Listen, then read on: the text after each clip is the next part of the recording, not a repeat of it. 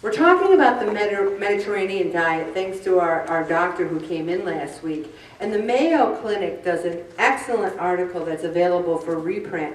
And they've even included the Mediterranean diet pyramid. And it shows what you have the least of at the top, building down to the most at the bottom. Meats and sweets have just every once in a while.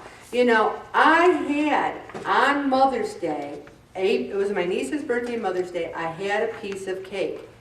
It was my dinner, and I did great this week because I went to a 1-hour class of Zumba, I rode my bike 5 miles every day, I walked on my lunch hour every day, I went to Tai Chi Cha last night. You can have a piece of cake in your life if the next day you don't have more cake and more cake and more cake.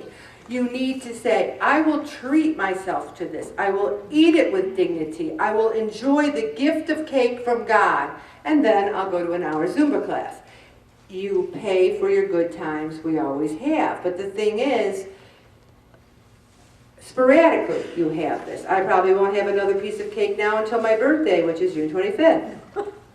Not that I'm mentioning my birthday for any specific reason. All right. And then the next thing down is poultry, eggs, cheese, and yogurt. Now, Greek yogurt with protein, low-fat Greek yogurt with protein. There's some yogurts that have 300, 400, 500 calories. You've got to read the package. We get low-fat, low-sodium cheese. Delicious. Eggs. If you've got regular cholesterol, even ask your doctor. I think eggs have gotten a bad name. Plus, there's egg beaters. This includes egg beaters or egg substitutes. Chicken. You can eat chicken till the cows come home. Get it? Till the cows come home. All right. You can eat a lot of chicken.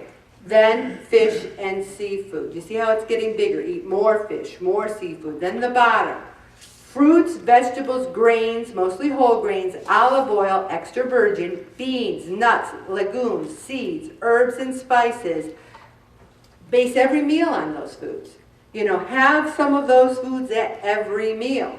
Have them be an integral part. We put beans on everything. People say they get sick of salads. Bob and I are like the salad connoisseurs. Like he's like, what do you want me to do with this? I'm like, put it on the salad. We'll put anything on our salad. You know, put beans, legumes, anything. Now you got to be careful with the nuts. We're not talking about getting the honker can of cashews and sitting by the TV going, Ellen said the nuts were on the Mediterranean diet. What I'm saying is a handful a day, and like this, not like this. A handful a day of some nuts are good for you, and it gives you what kind are good right in here. Also, getting plenty of exercise.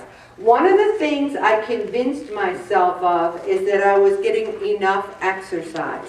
I had a desk job. A desk job negates exercise just because even if you exercise, you're sitting on your duff for 8 hours a day. So you have to maybe kick it up a little bit more. And so many people say, but Ellen, I walk a mile or two every day. Well, you see, our bodies are made to walk. The body's just saying, thank you for that walk. It's not going to say, oh my gosh, you walk? Now you get to lose 5 pounds. It's saying, okay, that's a good walk to get your heart pumping and moving. Walk a little bit more if you want to lose weight. You got to increase the exercise. Also, legumes. Now, if you've got diverticulosis or predisposition, you can have some kinds of these, just if you feel, like I can't have celery, because all of a sudden I'm like, oh, I can feel it. But I can have a little bit of some things. Beans, no problem.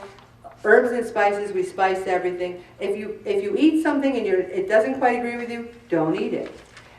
Fruits and vegetables. Now, some people are having like 5 or 6 servings of fruit a day, which is great, but they're also having a lot of calories besides. You know, watch what else you're eating with the fruits and vegetables. Watch the different combinations of foods. And nothing should be eaten in large amounts. You know, eat for pleasure, to enjoy the food, but we're not going to eat so that we're so stuffed. And if you feel yourself getting a little hungry throughout the day, that's a good thing. If you're hungry, it means your body's saying, well, I'm getting ready for dinner. Maybe I'll go to those fat deposits and start burning those. And how many people have extra virgin olive oil at home right now? Great.